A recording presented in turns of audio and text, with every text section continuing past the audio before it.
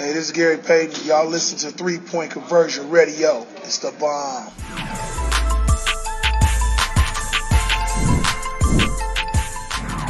Star players whose contributions can never be measured by points because of all that you do. But are you getting sort of a kick out of these huge offensive nights, 3 40-point games, obviously, in the first 12 playoff games?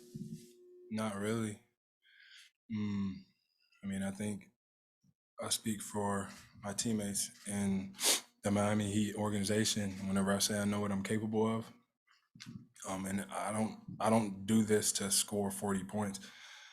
I play the way that I play to win, by all means necessary. And it just so happened that I scored 40. But if I score 40 and lose, I'm gonna be really pissed off. Jimmy, it's, when you look at the totality of the rest of the line, though, the 9 rebounds, whatever it was, 5 assists, 4 steals, 3 blocks. Nobody's ever done that with 40 in a playoff game. And then when the shrug, I know it doesn't matter, but So what you're asking me for?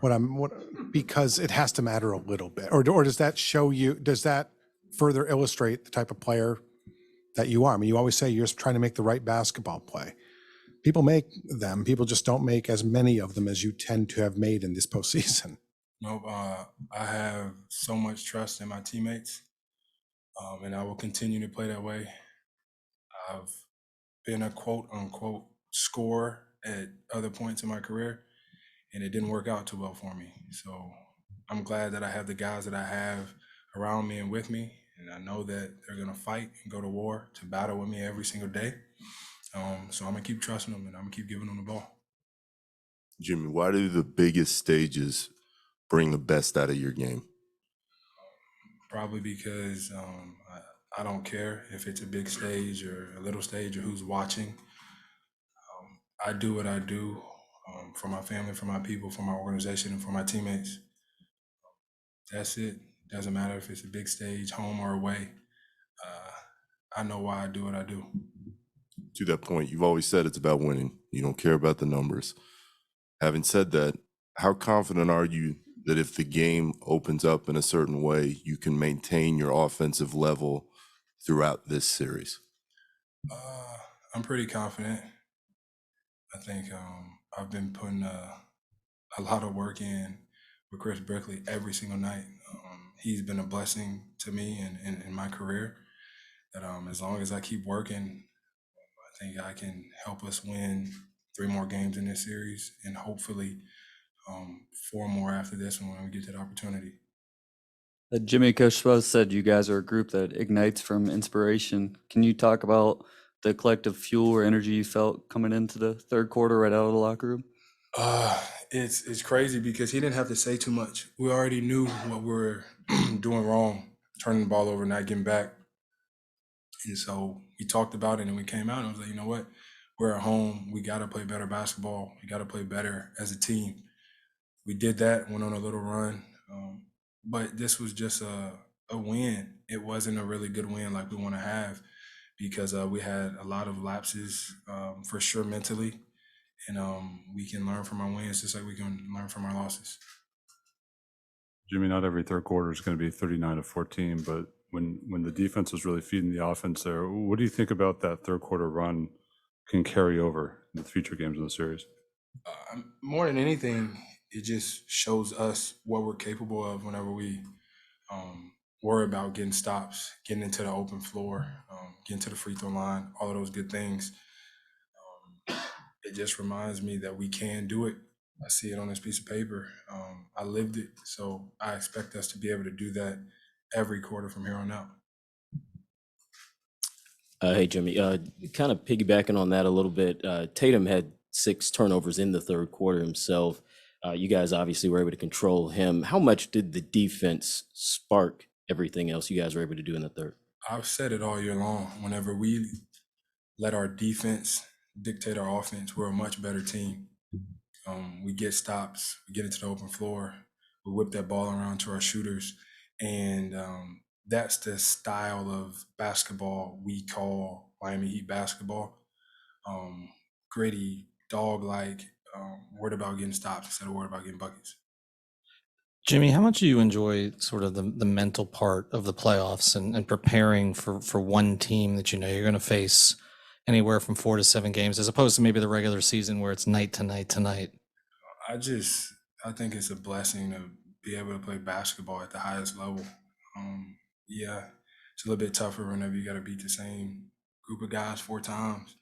But I think we're all really, really blessed to be able to do what we do for a living, and I don't overlook that. But more than anything, I enjoy going to battle with the guys that I got against the Boston Celtics for another 3 wins. You had those two straight passing lane steals in the that third quarter. They were preceded by 2 straight stops from Bam, the block on Brown, and then I think he stripped Tatum. How much does his defense sort of fuel your defense in that regard? It allows me to be me and so many other people to be themselves too. I've said it all year long, and I mean it. Bam's really the engine behind us, and I don't think stats really say all the numbers and how well of a game that he played, because he sets great screens, he gets everybody open, he's making people pass the ball where we want the ball to go, and you got to pay attention to him on both sides of the floor. So as I've said all year long, he's a big part of what we're doing, and he will be for these next 7 games that we want to win.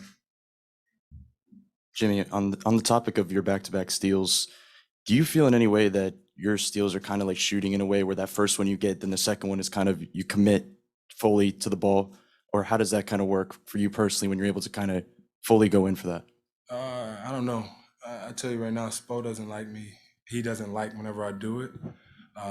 Luckily, I was 2 for 2 on those particular shoot the gap passing lanes, but I don't get them all the time. And then you see him give a look over there, but I feel like I think I can get 10 out of 10. It doesn't always work that way. And it helps us go on a little run. Jimmy, you said that you don't do this to score 40, but coming into a series like this where you know it's going to be extra physical, do you come out in game 1 looking to get to the line a bunch of times like you did to kind of set a tone? I like physicality. Like, I want to run into people and see who falls down first, who's going to quit first. I think that's a style of basketball I like to play, and so do they. And, I was 0 for 2 from 3 tonight. I want to go 0 for 0 next game because I just want to keep banging into people. It seems like after a bunch of those stops, you and PJ were high-fiving and kind of celebrating and things like that. I mean, could you describe sort of, the bond that you guys have formed and what it's like to have him as a teammate? I didn't know I would fall in love with a basketball player as much as I have with PJ. Seriously, because he just plays incredibly hard, and then like he got the tough job every night of guarding the opposing team's best player, and then going down there and shooting the ball 5 times. Like, you gotta respect that, because some guys are like, and I even get like this at times. I'll be like, man, I'm not just going out here to play defense and not go down there and shoot the ball. He never, ever, ever complains. And he's one of the biggest reasons why we're winning, because he does all the little things, and it's easy to follow suit whenever you got somebody like that leading your team. Thanks, Jimmy. You know?